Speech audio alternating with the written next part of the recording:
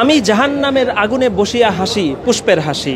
সত্যিই তো, রাজধানীর যাত্রাবাড়ির লেনিনগ্রাদ হিসাবে পরিচিত 5 আগস্টের এই দিন এবং তার পূর্ববর্তী জুলাই আন্দোলনের দিনগুলোতে মাদ্রাসা শিক্ষার্থীরা কোটা আন্দোলন সহ এর পরবর্তী আন্দোলনে যেভাবে নিঃস্বার্থভাবে ঝাঁপিয়ে পড়েছিলেন, সেটি আসলে জাহান্নামে বসিয়া পুষ্পের হাসির মতোই।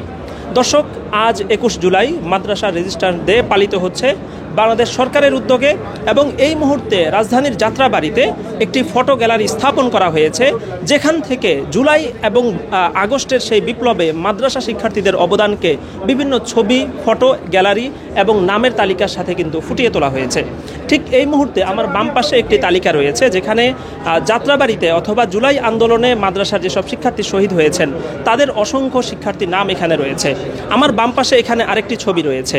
এই ছবিতে দেখা যাচ্ছে হেফাজতে ইসলামের আন্দোলনে নিহত একজন শিক্ষার্থী বা আহত একজন শিক্ষার্থীর ছবি রয়েছে, এবং এই ফটো গ্যালারির যে মূল থিম সেটি হচ্ছে 2013 সালের শাপলা চত্বর, 2021 সালের মোদি বিরোধী আন্দোলন এবং 2024 সালে হাসিনা বিরোধী আন্দোলনে মাদ্রাসা শিক্ষার্থীদের অবদানকে তুলে ধরা।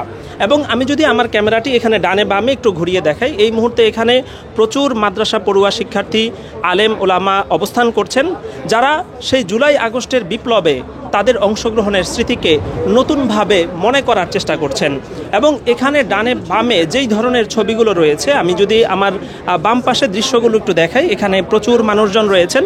এখানে একটি ছবি রয়েছে, যেই ছবিটি আসলে প্রমাণ করে জুলাই বিপ্লবে মাদ্রাসা শিক্ষার্থীরা কি করেছেন। আমরা বিভিন্ন টক শোতে, বিভিন্ন আলোচনায় প্রশ্ন শুনি যে এই দেশে ইসলামপন্থীরা তারা নাকি কিছুই করেনি, এবং সম্প্রতি ইলিয়াস হুসাইনের একটি লাইভেও আমরা তার পক্ষ থেকেও এই প্রশ্ন দেখতে পেয়েছি যে এদেশের হুজুররা মিলাদ ছাড়া এবং সিন্নি বিতরণ ছাড়া অন্য কিছুতে তারা থাকেন না। কিন্তু এখানে যে ছবি, সেই ছবি তো বলছে এদেশের মানুষ এবং মাটির মুক্তির পিছনে মাদ্রাসা শিক্ষার্থীরা তাদের জীবন পর্যন্ত বিসর্জন দিয়েছেন।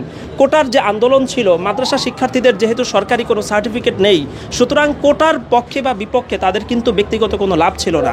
তারা সম্পূর্ণ নিঃস্বার্থভাবে এই আন্দোলনে অংশ নিয়েছেন, যার ফলে তারা গ্রেফতার হয়েছেন, তারা এখানে নিহত হয়েছেন, শহীদ হয়েছেন।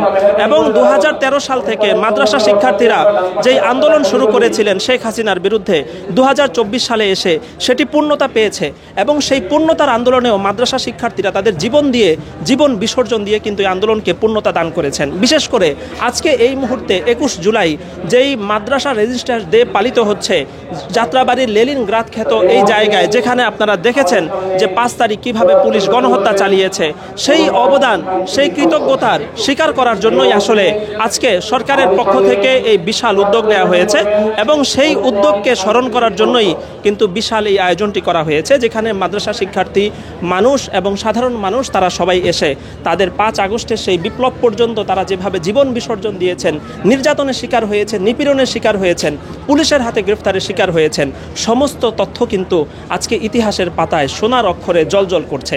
কাজেই যারা প্রশ্ন করেন এদেশের মাটি এবং মানুষের উন্নয়নে মাদ্রাসা শিক্ষার্থীদের অবদান কি ছিল, সাংবাদিক ইলিয়াস হুসাইন সহ অন্য যারাই রয়েছেন তাদের প্রতি অনুরোধ থাকবে তারা যাত্রাবাড়িতে আসুন, তারা এই ফটো গ্যালারি দেখুন, এবং সেখান থেকে ইতিহাস থেকেই তারা তাদের প্রশ্নের উত্তর খুঁজে নেবেন ইনশাআল্লাহ। Shah Mohammad Khalid, MBA Times, Dhaka.